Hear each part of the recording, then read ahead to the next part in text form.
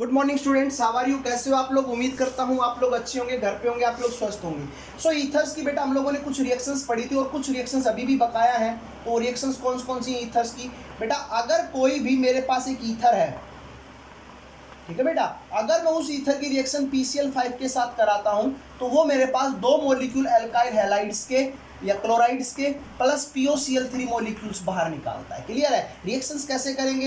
ये मेरे पास PCl5 है, अगर मैं इसकी रिएक्शंस ईथर के साथ करता हूं तो ये मेरे पास जो बनेगा दैट इज POCl3, एक RCl का मॉलिक्यूल ये और एक, तो कितने मॉलिक्यूल? दो RCl के मॉलिक्यूल और एक POCl3 का मॉलिक्यूल्स आप लोगों के लिए बनेगा यहाँ पर। क्लियर आप लोगों को? चलते हैं आगे की तरफ। नेक्स्ट है बेटा एक रिएक्शन और है। अगर आप लोग क्या करते हो, किसी भी ईथर की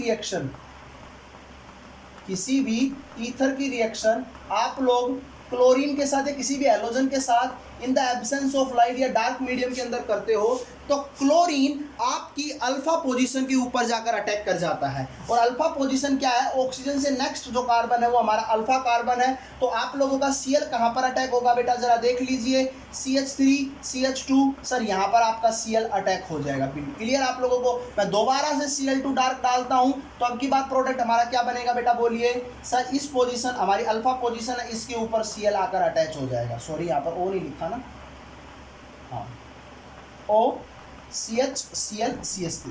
तो इस प्रकार से आप लोगों की ये रिएक्शंस होंगी जहां पर अल्फा पोजीशंस के ऊपर क्लोरीन अटैक करता है। क्लियर आप लोगों को? समझ में आई यहाँ तक की बातें? सो ये हमारे पास ईथर्स की कुछ रिएक्शंस थी जो हम लोगों ने डिस्कस की, कंप्लीट हो चुकी है ईथर्स की रिएक्शन। नाउ हम बात कर रहे हैं बेटा कुछ इलेक्ट्रोफिलिक सब्स्टिट्यूशन रिएक्शंस की। इलेक्ट्रोफिलिक सब्स्टिट्यूशन रिएक्शन, और वो रिएक्शंस बेटा जो शो कर रहे हैं वो कौन शो कर रहे हैं? Aromatic ethers. कौन शो कर रहे हैं बेटा? Aromatic ethers. ये हमारी वो रिएक्शन शो कर रहे हैं, electrophilic substitution reaction aromatic ether show करते हैं। तो सबसे पहली बात कि भाई एरोमेटिक ईथर में ऐसी क्या खासियत है कि वो इलेक्ट्रोफिलिक सब्स्टिट्यूशन रिएक्शंस को शो कर रहे हैं? तो सर लोन पेयर होता है और रेजोनेंस होता है, और रेजोनेंस होने की वजह से जो ऑक्सीजन के ऊपर लोन पेयर है वो रिंग के अंदर जाते हैं और रिंग को क्या कर देते हैं बेटा? एक्टिवेट कर देते हैं।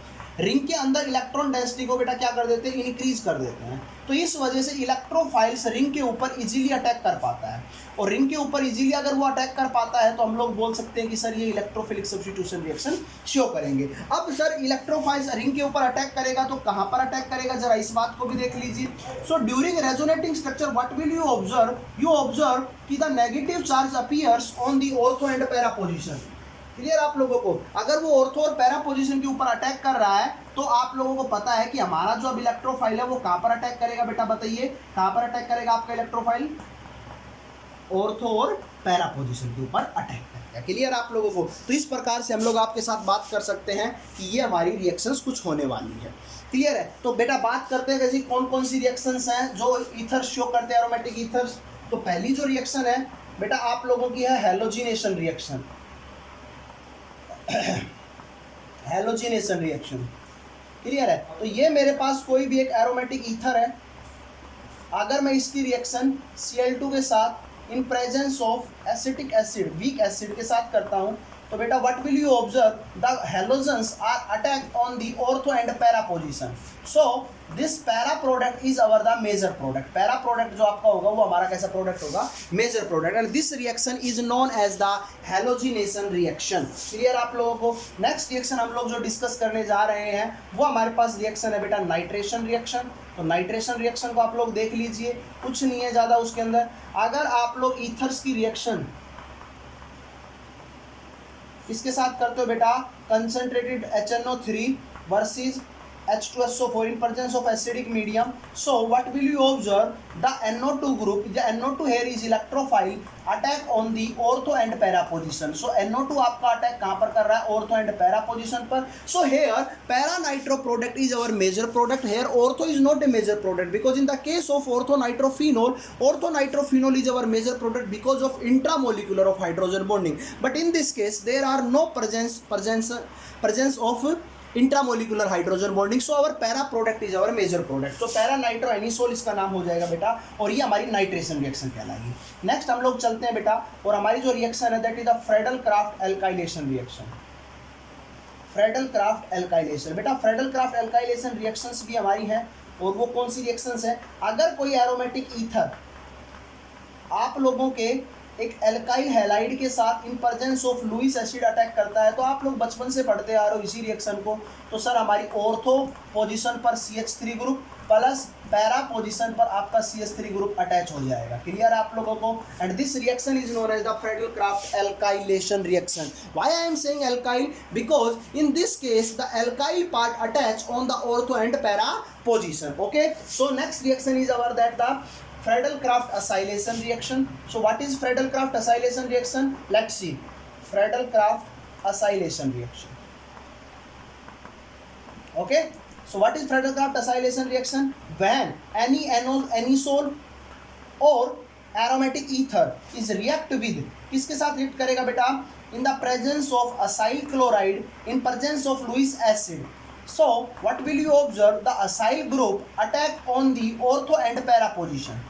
The acyl group will attack on the ortho and para position. And why I am saying they are attack on the ortho and para position? Because they are behave like as an electrophiles, and electrophiles only on attack on the ortho and para position, because during resonating structures the negative charge appears on the ortho and para position. So this reaction here, the acyl group it attached with aromatic ether, so that's why we can say that this reaction is known as the Friedel-Crafts acylation reaction. Clear आप लोगों को? सो ये हमारे पास कुछ reactions थी बेटा।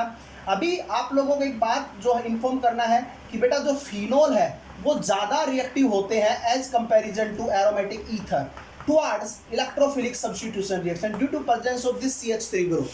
Clear आप लोगों को? सो दे आर मोर रिएक्टिव। तो इस वजह से ये बेटा अपने पास रीमान टीमान रिएक्शन और कोलबेज रिएक्शंस है ना, इन रिएक्शंस को शो करते हैं, but aromatic ethers in reactions को शो नहीं करते हैं क्योंकि इनकी रिएक्टिविटी यहाँ पर लेस रिएक्टिव होते हैं, ये they are less reactive. Okay, so इसी के साथ हमारी ये यूनिट कंप्लीट होती है बेटा, और आप लोगों का अल्कोहल फिनोल ईथर भी कंप्लीट होता है। नेक्स्ट क्लास में हम डिस्कस करने वाले हैं, वो चीज़ क्या डिस्कस करने वाले हैं? एल्डिहाइड कीटोन और कार्बोकीन। So okay, thank you. किसी भी बच्चे को अगर कोई प्रॉब्लम होती है तो मेरे साथ डिस्कस करें। If you have any problem then contact me, या आप कमेंट कर सकते हैं। वीडियो को लाइक और सब्सक्राइब जरूर कीजिए। Okay, thank you, have a nice day.